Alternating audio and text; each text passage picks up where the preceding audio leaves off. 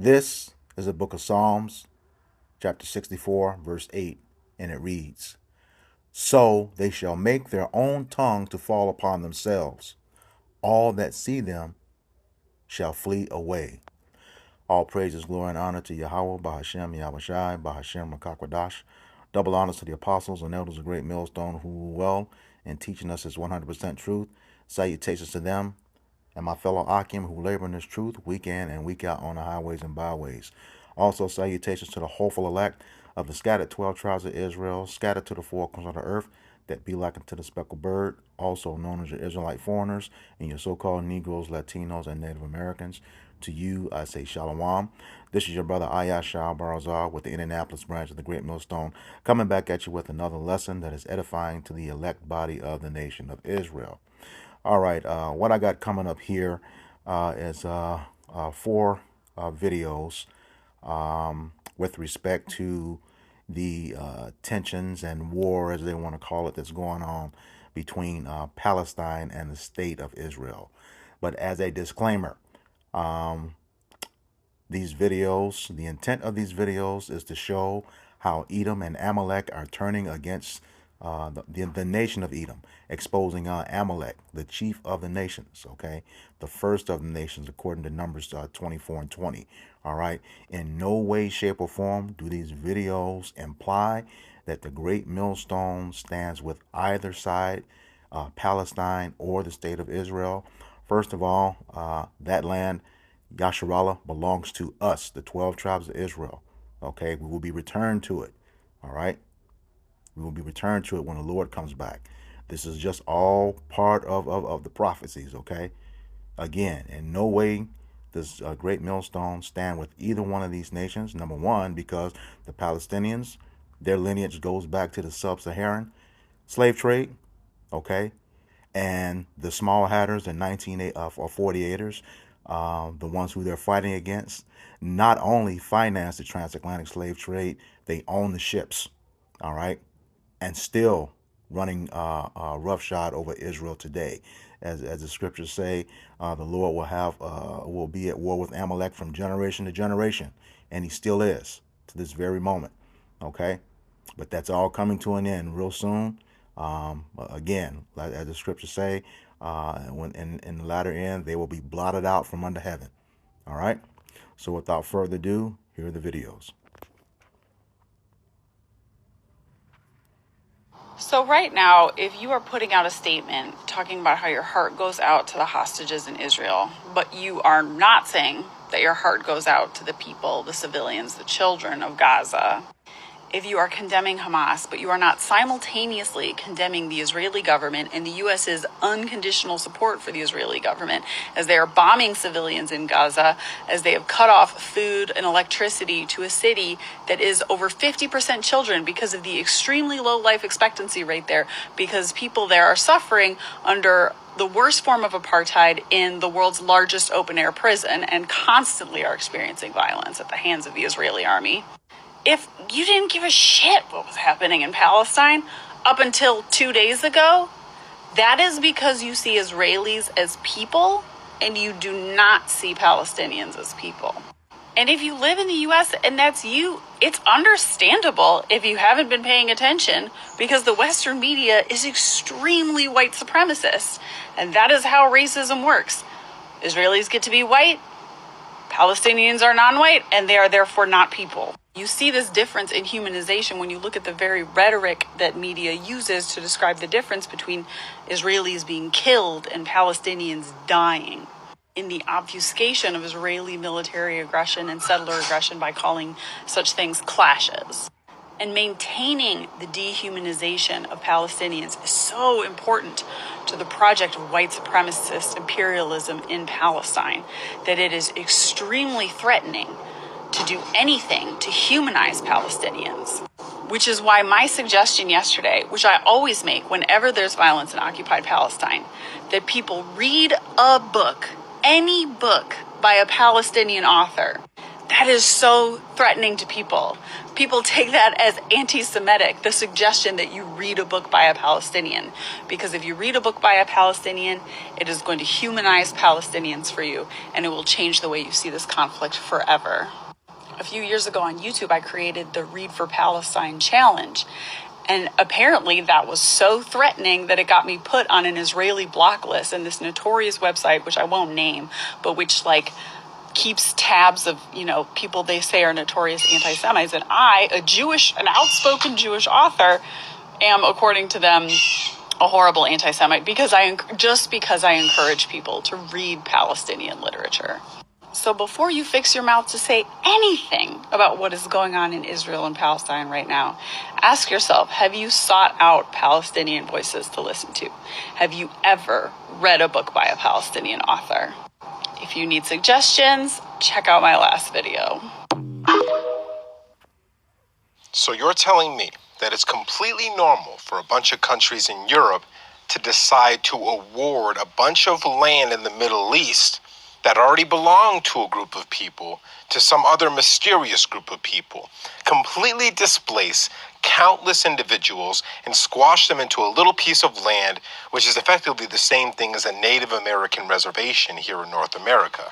And then you're telling me that it's completely normal to overlook the fact that the people that this land was awarded to claim to be an ancient people who they look nothing like, share none of the traditions with, and cannot prove their lineage to be connected to these ancient people. And then you're telling me it's completely normal that we overlook the fact that the indigenous people all around the world perfectly fit the description of these ancient people.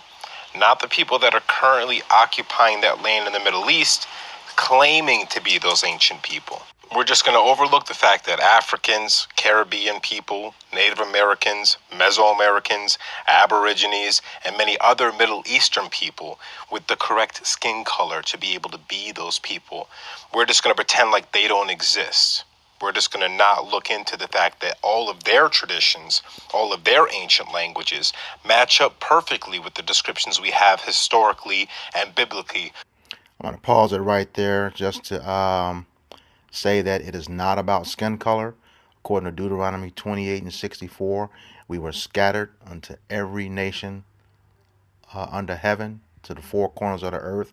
So through intermingling, through years and years and years, we do look like the heathen, but are not the heathen because of the seed of our fathers, according to Numbers 1:18. All right.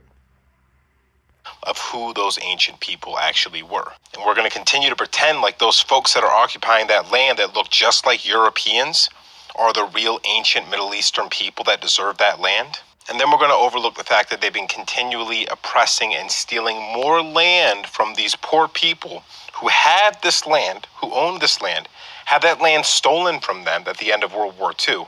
And then they just been getting more land taken from them, more rights taken from them. You know, they have to have water delivered inside of their country.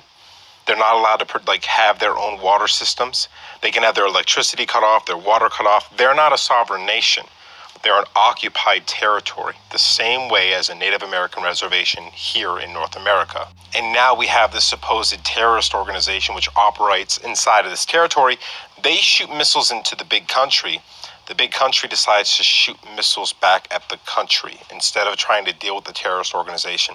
You have the security forces of this larger nation in and out of that country all the time. They have this territory such a crazy lockdown. They can control their electricity and their water, but they can't control a terrorist organization operating in that small piece of land. You got to be kidding me. They're calling this their 9/11. They don't mean it as a tragedy. They're talking about the false flag that they're using, claiming there's a terrorist organization, just like Al-Qaeda, which is existing and operating in this X country, and therefore that country has to be invaded. Do you see what's happening here? The same thing they always do now with proxy wars. And they have to engage in wars this way because they don't want to have all-out war break out. They just want to be able to do their terrible things and achieve their goals without pissing off the rest of the world. So they create proxy wars and false flags. Here's the worst part. I can't say any of the words or names of any of these people. I have to pretend like what I'm saying to you is hypothetical. And the reason being is there's one group of people you are absolutely not allowed to criticize or question. It's not about saying bad things about them. It's not about bigotry. You literally can't ask any questions or criticize this group of people without being called the scariest names that we have, without literally risking getting arrested and fined. In many countries in Europe, for instance, it's illegal to even question anything about these people.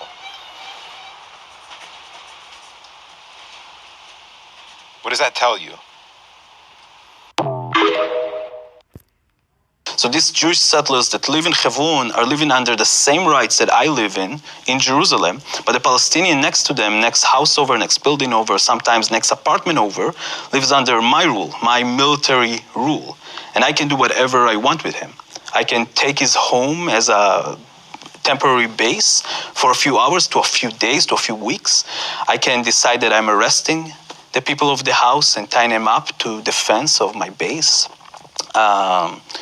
If we will get an order to demolish their home or just lock their front door and don't let them out into the street their house is on, a street that only Jewish settlers can walk on and Palestinians cannot. So they have to walk through windows to yards, into the other side, into the Kasbah of Hebron. I think realizing all of that in a very, very early stage in my service helped me understood that someone was lying to me along the way. I didn't feel like I'm protecting anyone. I didn't feel like I'm helping anyone feeling more safe. I felt like I'm terrorizing people. I felt like for the first time in my life, the boundaries between good and bad that I learned as a kid, and obviously I learned that I'm on the good side, was broken. I felt like I am the terrorist. And my job was literally to scare people so they cannot think about acting against the Israeli settlers or the Israeli military. That was actually our defined mission, to make sure that to instill fear in the hearts of Palestinians in Hebron. And that's exactly what we did. Gallant, the defense minister, said we are putting a complete siege on Gaza. No electricity, no food, no water, no gas. It's all closed. You sick, dirty. You kill people, starve them to death. 2.3 million people, you're going to starve them to death. You're God's chosen people. No, you're hell's chosen people. God wouldn't take ownership of you right now. You're mass murdering innocent children, starving them to death. No water. Children perishing for lack of water. All right. You heard it. And this is just one of many. Just four of many, many, many videos out there just like this. It's clear. The word is out on you, Amalek. The word is out. And it's by your own nation. Your own tribe. It's out. Manifest Destiny definitely has a part 2. And as the scriptures say, you will be blotted out from under heaven forever. Shalom.